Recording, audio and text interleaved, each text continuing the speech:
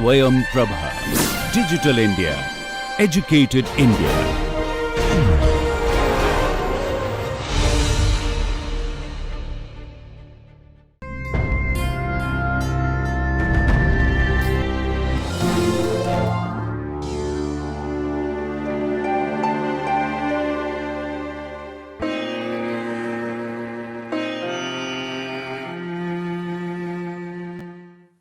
Today, I, Dr. Tilkaraj from Punjab University, will discuss with you the first module, that is Introduction to Economics.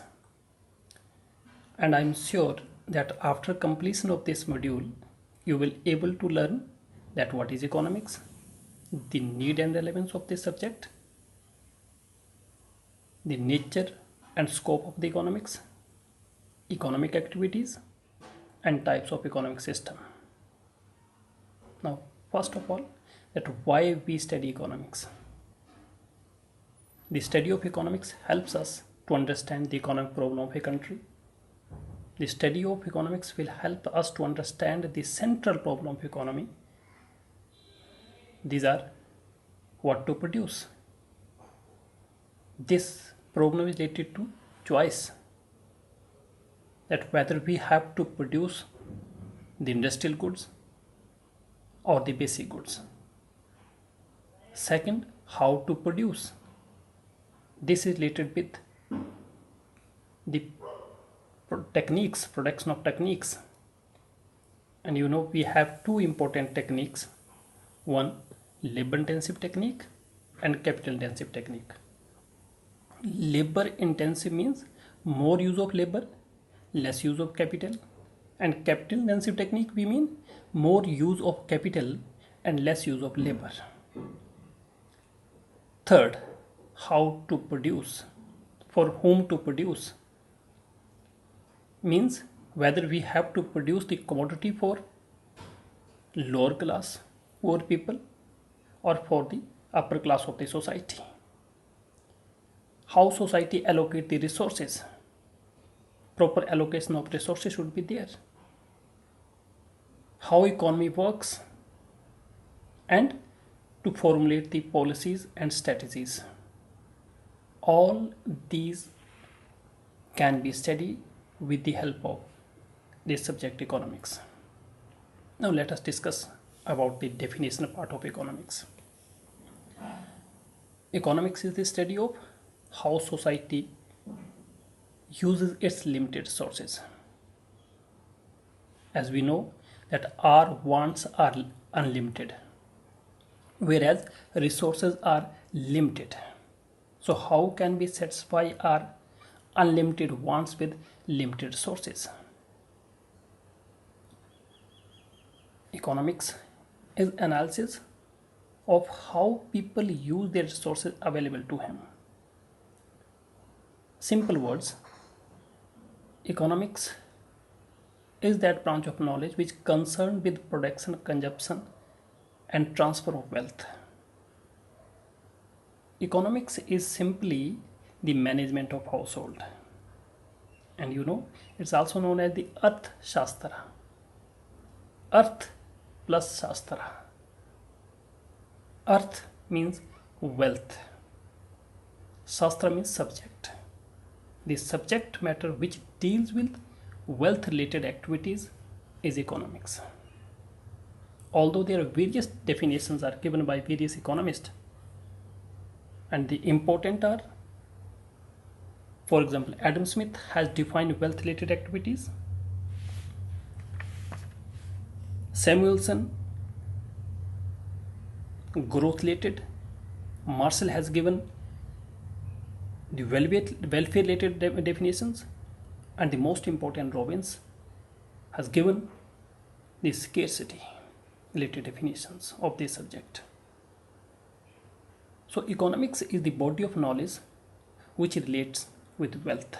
This is the first important things. As Adam Smith defined, who is the father of economics, economics is an inquiry into the nature and causes of wealth of nation. It is a social science. that deals with production, distribution, and consumption of scarce resources.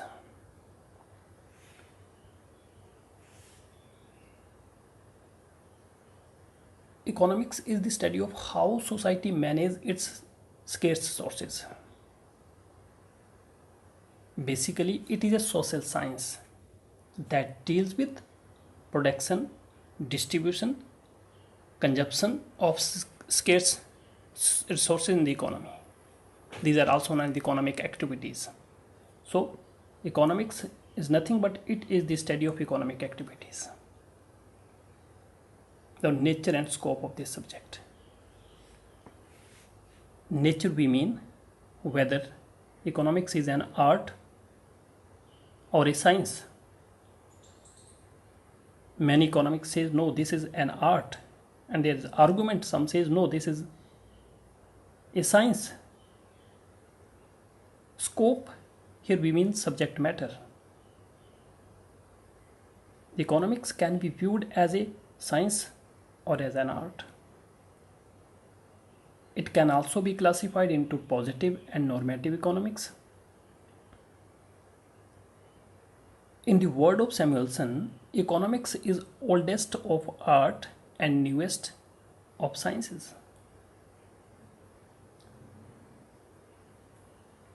Now, what is science? Science is systematic body of knowledge concerning the relationship between cause and effect of a particular phenomena, whereas art is the practical application of knowledge for achieving definite objective. Art deals with attitudes, emotions, wants, need, demand, and provides solution to these problems. Now next, economics is a social science basically because it deals with men, whereas physics, chemistry, etc. are natural sciences. They deal with lifeless matter. Now positive and normative economics. Some say it is positive economics. Positive economics deals with actual reality, what is. It's based on actual facts. It deals with cause and effect relationship. For example, if the price of the commodity will increase, an effect will be there will be a reduce in demand. Normative economics deals with what ought to be. Functions of ethics and value, suggestions based on moral judgments. Now, assumptions of economics is very, very important. Whole economic theories and economics are based on some assumptions. Before studying the economics, we have to assume some important assumptions. For example, first assumption is it is the study of human activities, and the study of lifeless matter like animals, birds are beyond the scope of economics. Second, the study of a real man. According to classical economists, it deals with economic activities of real men, not economic men. Study of economic activities means it is related with the wealth related activities, which are production, distribution, and consumption. Fourth, study of average man. It does not deal with extraordinary person. For example, criminal, measures, antisocial elements and illegal activities like black money, black market are not the subject matter of economics. We have to assume that economics deals with study of human activities, study of real man, study of economic activities, study of average human. And economics is social science as well as an art. As a social science, it is positive as well as normative economics. Now, subject matter. The subject matter of economics can be studied by describing the following concepts. First, economic activities. Second, economic system. And third, economic policies. Economic activities, as we have already discussed, that the production, consumption and distribution.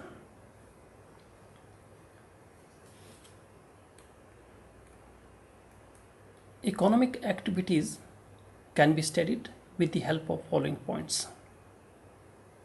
Consumption is the economic activities which is concerned with use of economic goods and services for the satisfaction of the human wants. For example, eating of breads, drinking of milk, wearing of dress, etc. is the consumption. And we'll discuss these concepts in detail in coming module. Production is economic activities which is concerned with increase in utility of a goods and services. Transformation of raw material into finished goods is production. Production is basically the increase in the utility of a product. When we transfer inputs into outputs, can be called as a production. So we'll discuss in detail this concept in the chapter of production function. Last one, exchange. It is that economic activities which relates to buying and selling of a product or a factor of production. And you know, buying and selling is done in terms of money. Money,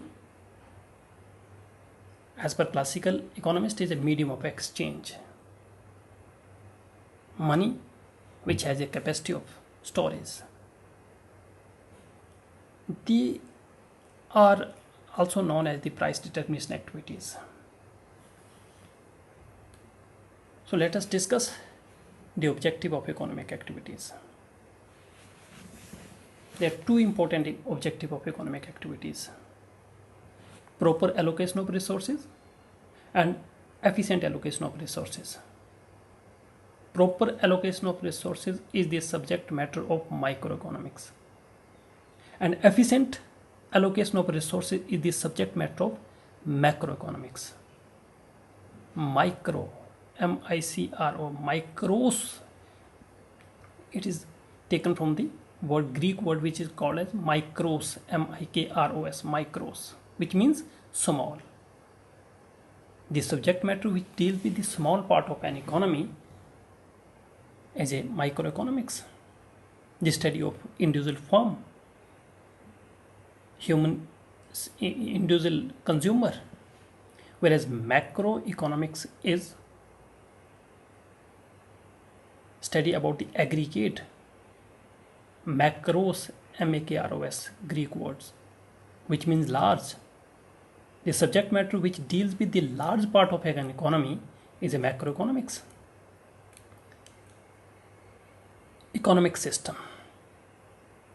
Economic system defines the mechanism of production, distribution and allocation of goods and services and resources in a society, country, with defined rules and policies about ownership and administration. There are three economic systems in the world: capitalism, which is also known as the free economy; socialism, which is also known as the command economy; and mixed economy, which is the combination of capitalism as well as socialism. Let us discuss one by one these three terms. Capitalism, which is also known as the market economy. Capitalism or market economy is one in which individuals and private firms make a major decision about the production and consumption. The central problem, what to produce, how to produce, for whom to produce, will be decided through market forces.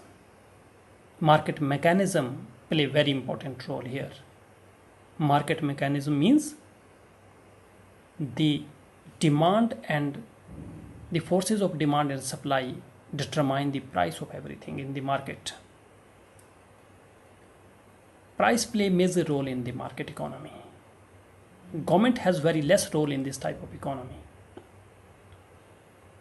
Government play a role to maintain the law and order situation of economy.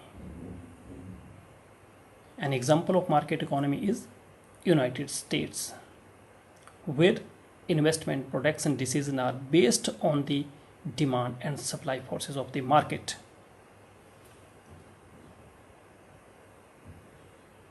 Role of government is negligible.